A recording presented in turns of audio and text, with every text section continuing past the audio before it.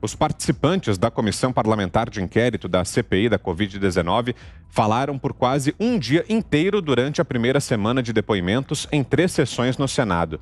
Foram exatamente 21 horas e 29 minutos nos dias 4 e 5 de maio. Desse total, o microfone ficou com os senadores por 13 horas e 15 minutos. Já os depoentes concederam explicações por 8 horas e 14 minutos. Ou seja, os parlamentares falaram 61% a mais que os convidados. O levantamento é do site Metrópolis. O cálculo não leva em conta os depoimentos dessa semana. Entre os convocados a depor, o ex-ministro da Saúde, Luiz Henrique Mandetta, ficou com o recorde de fala. Ele precisou de 3 horas e 14 minutos para responder às perguntas. Curiosamente, foi o que mais fez ataques ao governo. Dos parlamentares, o presidente da CPI, Omar Aziz, foi o que mais utilizou a palavra, 1 hora e 26 minutos ao longo da primeira semana de trabalhos. Começo essa com você, Fiuza. Que leitura você faz aí em cima desses números que trouxemos? Olha, Vitor, eu não queria fazer leitura nenhuma, assim, porque eu estou realmente muito decepcionado, né, com a democracia brasileira, com a falta de juízo, né, dessa imprensa incensando esses caras, né, caras que estão agindo como tribunal de exceção, né? Estão agindo como realmente chefe de máfia, né? Pô, intimidando, coagindo pessoas ali na cara de todo mundo. Acabou o Estado de Direito nessa porcaria. É difícil, viu? É difícil transigir com esse negócio se você não tiver perdido inteiramente a vergonha na tua cara, né? Eu quero saber se o Brasil vai compactuar com isso, porque se o Brasil, vou repetir, se o Brasil compactuar com esse paredão de linchamento aí, comandado por esses caras, a gente não vai mais parar. Aí acabou o Estado de Direito. Estavam tão preocupados aí com a democracia, totalitarismo, fascismo. Olha aí. Não precisa mais de lei. Olha a notícia crime da Rosa Weber em dueto com o PDT. Pô, pelo amor de Deus, acabou a justiça no país.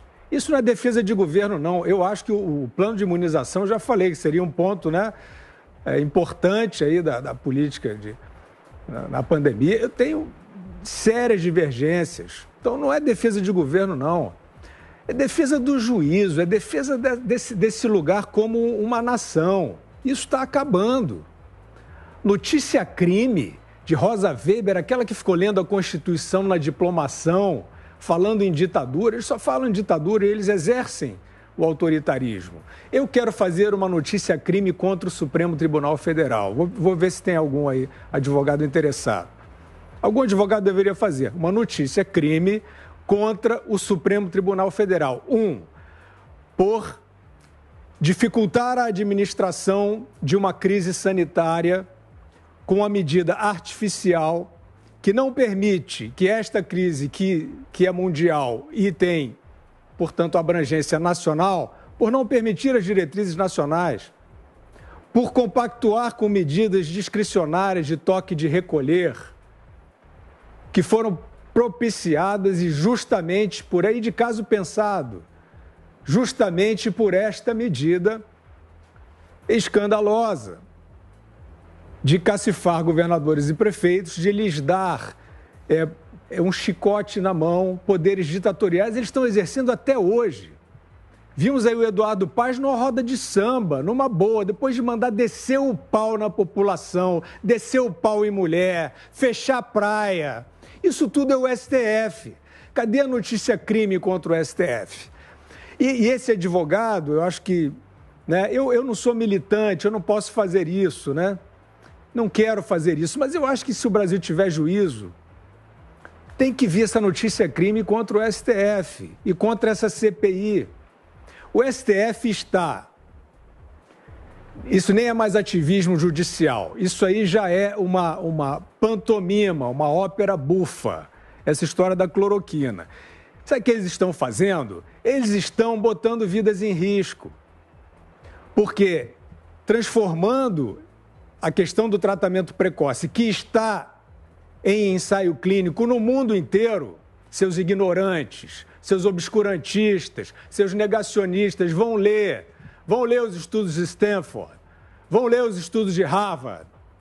Não são conclusivos, mas têm indicações clínicas de eficácia. E vocês estão privando as pessoas de contar com esse tratamento agora, porque a pandemia não acabou, é agora. Vocês estão privando. Vocês não precisariam dizer que é ciência consolidada, porque não é. Agora, essa perseguição, ela é ditatorial. Ela é, como é que eu vou dizer, subterrânea. E é preciso haver uma reação, meus amigos. Nós vamos ficar assistindo esse estado de coisas, vamos ficar aqui comentando, o Renan, a Rosa. Eles estão passando por cima de tudo.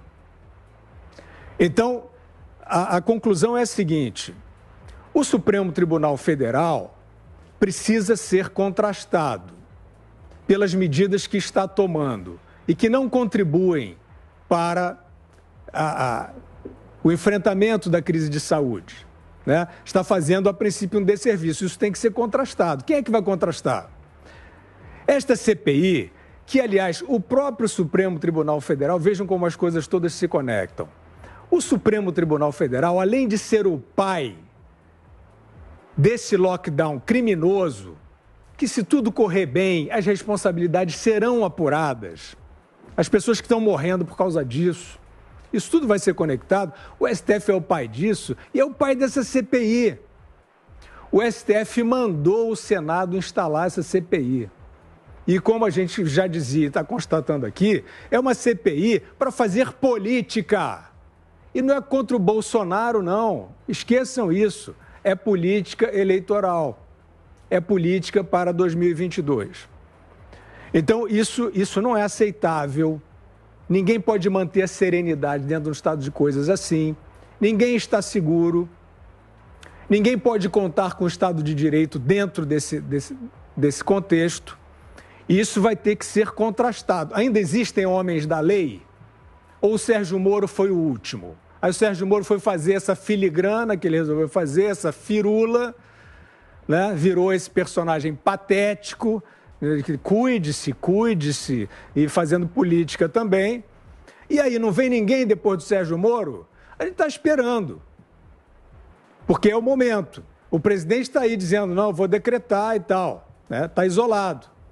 Então a gente quer saber onde é que estão os homens da lei, para falar com essa CPI e com essa máxima corte, que estão escarnecendo da paciência e da civilidade do povo brasileiro. E você, Augusto, o que achou dessa divisão de tempo aí nos primeiros depoimentos da CPI?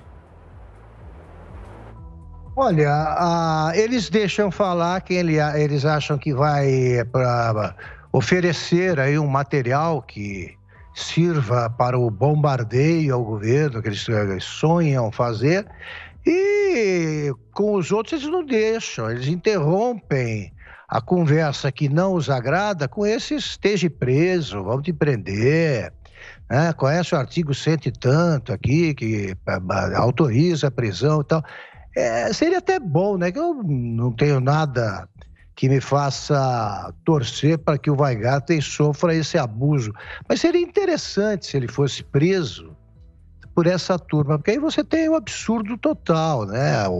É o surreal, o surrealismo. Você não tem nem em livros do Gabriel Garcia Marques, do Vargas Llosa, desses escritores aí do realismo fantástico, você não tem uma situação dessa, um cangaceiro tipo exportação, prendendo com a ajuda de um presidente que já deveria estar na cadeia há muito tempo, esse amazonense.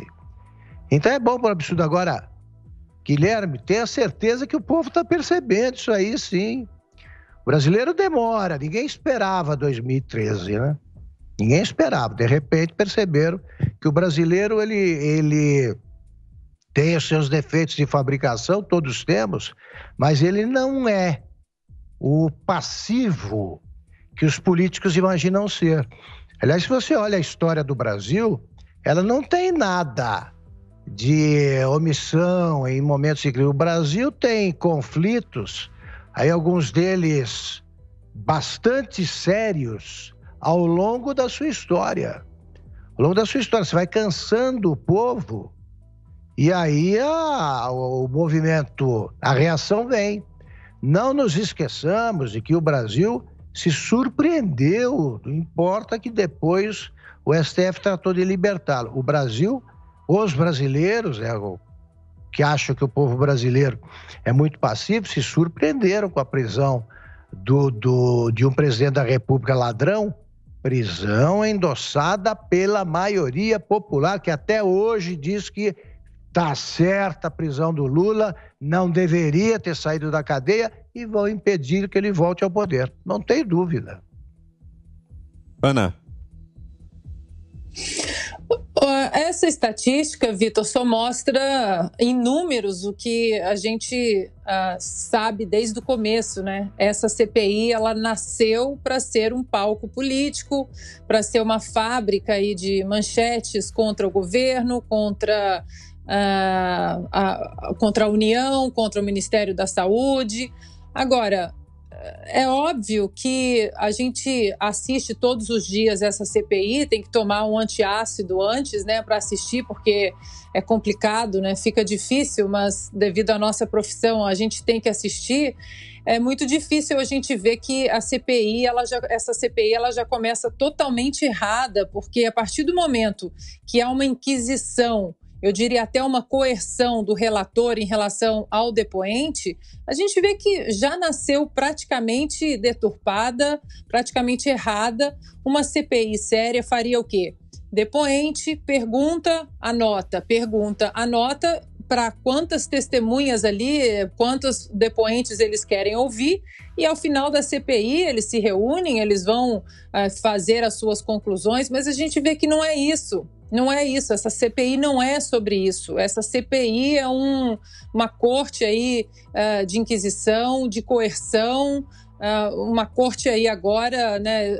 Antes o Fiuza falava a escolinha do professor Calheiros, mas é a escolinha do cangaceiro Calheiros, né? Porque a gente vê uma palavra democracia que nós achamos que temos, uma palavra ser colocada num país que se silencia em relação a uma prisão ilegal e inconstitucional de jornalista, de parlamentar, e a gente vê numa CPI dessa uma pessoa, um político sujo, que tem não sei quantos inquéritos aí, tentar dar voz de prisão a um depoente que está ali depondo para uma CPI, é inacreditável. Agora, essa CPI aí que já virou a CPI da cloroquina, essa CPI fica a pergunta se eles vão chamar os milhares, se não milhões de médicos pelo Brasil aí, que estão receitando a cloroquina, a ivermectina, as vacinas para quem pode tomar vacina.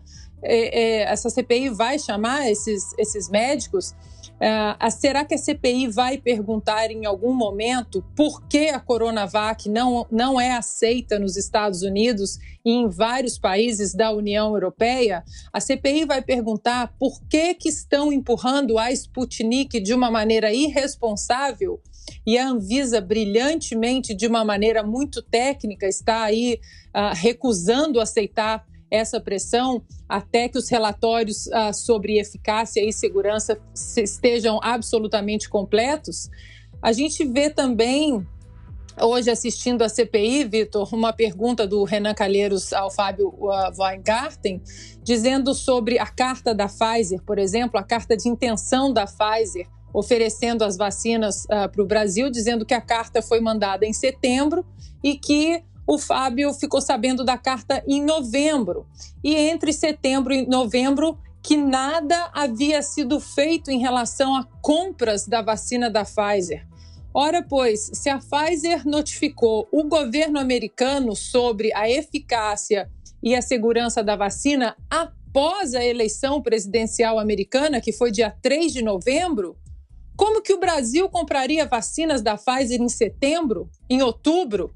Ou mesmo começo de novembro? A vacinação começou aqui nos Estados Unidos dia 14 de dezembro. Então, isso tudo aí que a gente está vendo, os fatos desmentem toda essa narrativa que está querendo ser empurrada pelo relator Renan Calheiros, que já está conduzindo um barco praticamente aí, que já está naufragando, e a gente vê o desespero e o nervosismo de continuar alimentando as manchetes exatamente aí para a corrida eleitoral de 2022. Diga, Zé.